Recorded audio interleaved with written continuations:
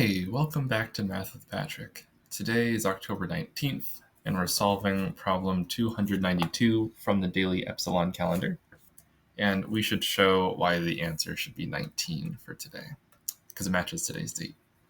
So we need to find how many numbers z, which are elements of integers, satisfy this inequality. So essentially what I'm seeing here is that we could plug in different integers, 2, 0, -11, 100. All of these are integers in this spot for z, and see if we're going to satisfy the inequality. Clearly, though, if we plug in 0, we're going to get undefined on the left side, so this wouldn't be in our solution set. And if we plug in a 2 right here, we're going to get a positive number on the left and a negative number on the right.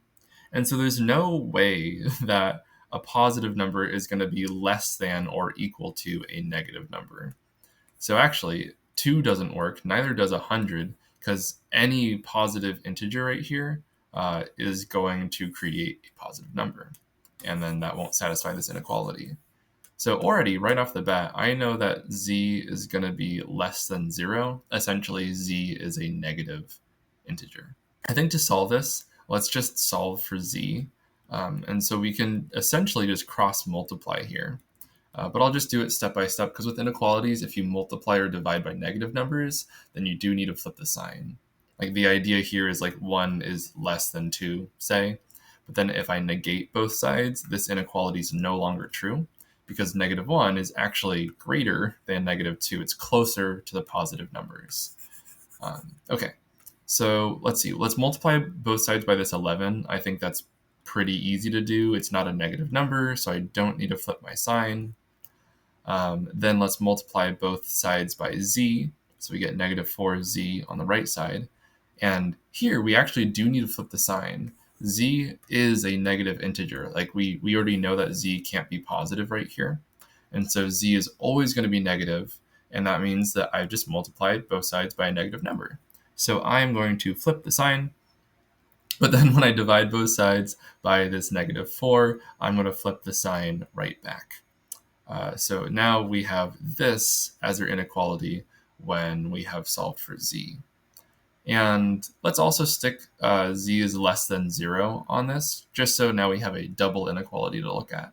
Since z is supposed to be an integer, maybe getting this as a decimal is going to be pretty helpful, just so we can see what the nearest integer is. I know that 80 divided by 4 is 20, so 76 divided by 4 should be 19. That means we have -19 and a fourth on the left side of this inequality. Cool. So now we have a range for our values of z. Essentially, it's going to be the numbers -19, -18, -17, all the way up until -1, and then not including 0, because then we would be dividing by 0 in our original inequality. And here it's pretty easy to see that we just have 19 integers, because they range from -1 to -19 inclusive. And I think that about does it.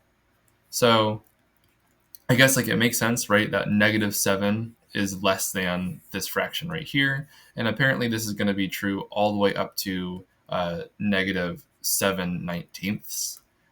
But then supposedly the sign flips this way if we make this denominator -20 or more, or I guess, or less. Okay, so there we go. These are our 19 numbers that do satisfy this inequality, and it matches today's date, so we're all done. Thanks for watching. I'll see you tomorrow. Bye.